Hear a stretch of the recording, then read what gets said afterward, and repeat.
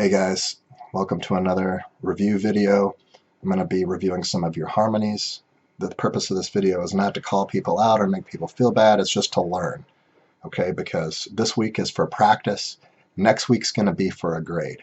Now, if you look at it, we have 14 posts for this harmonizing task, but if you look at our YouTube channel, we only have 3 people that made it all the way through the content. And I know it's a lot of content, but like we have people that have gone through, that have posted things without going through all the instructions. So I don't advise that you do that. Please watch the content first and then try the assignment. All right. So first of all,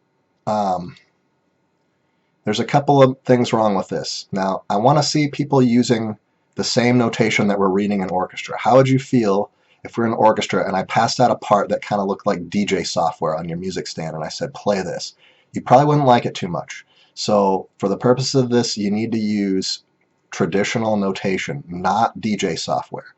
Now you can already see that this is not first species counterpoint. It is not one-to-one. This is where the harmony has many more eighth notes, and this has quarter notes. So we have eighth notes, 16th notes even, and then so this is not following instructions. So do better. All right. Let's move on to Sione. Let's make it bigger. Okay, this is good. Sione uses a unison, which is a consonant interval, a perfect consonant, and then uses similar motion to this third. Okay, and then parallel thirds here, and then contrary motion to this fifth, which is a perfect interval. Then she uses similar motion to go to a sixth, that's fine. And then we go to this chord here. So we need to pick 2 of these notes. And the notes that I would pick would be the A and the F. Because, yeah. So get rid of that D. And then we move to another sixth. So good motion. We have some parallel motion here. We have some similar motion, some contrary motion. I'd like to see more contrary motion if possible, but it follows most of the rules except for that chord, and not a bad job. Okay, Ben Roberts, good parallel third, contrary motion to a sixth, parallel sixth, contrary motion to a third, and then a unison. Okay, follows all the rules, no dissonant intervals. Yeah, we've got some contrary motion every once in a while. It's looking good. All right, let's go to Joe's. Let's make it bigger. Okay, parallel sixth, octave. Now we only have 1 note here, so we need something else. I assume maybe an E. Now this right here, we cannot have a fourth. Remember, melodically, a fourth is consonant, but in a harmonic interval, a fourth is dissonant, so we're not allowed to use those fourths. Again, we can only have 2 notes at a time. This is species counterpoint, so we can only have 2 notes playing at the same time. So we got to get rid of these notes, and it can't be well, we can't, I mean, it can't be this because we don't want another fourth. So get rid of that note here, and we should be good. All right, Maggie. Maggie used 2 separate staves, which is cool. Okay, we have contrary motion, that's good. Okay, just be careful. We have a 9th right here, so be careful for dissonant intervals.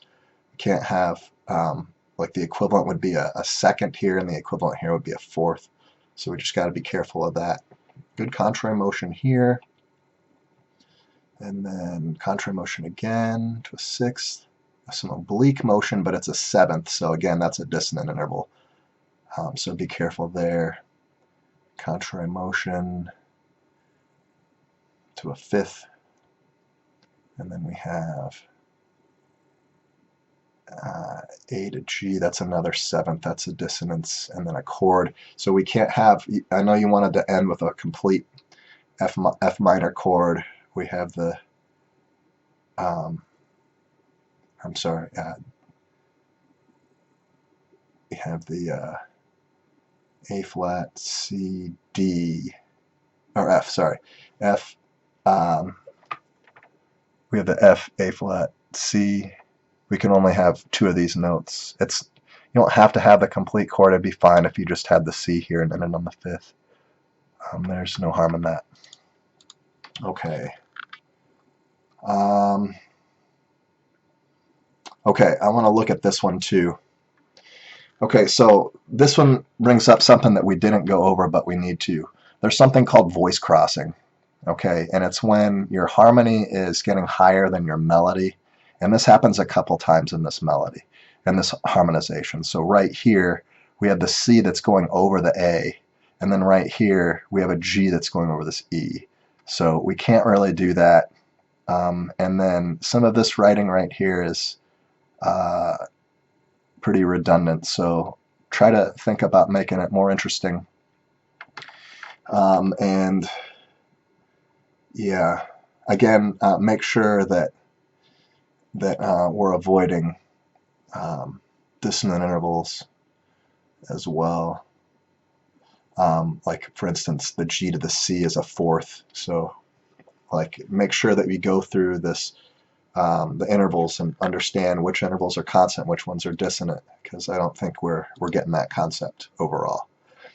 So, all right, good job overall, guys. I can't go through all of them because I want to keep these videos short, but you know, next week we're going to be start doing some of these assessments for grades. So definitely go through the content and start taking this stuff seriously, because at-home learning is going to be the new deal.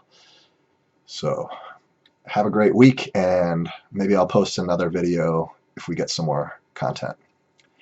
All right, thanks.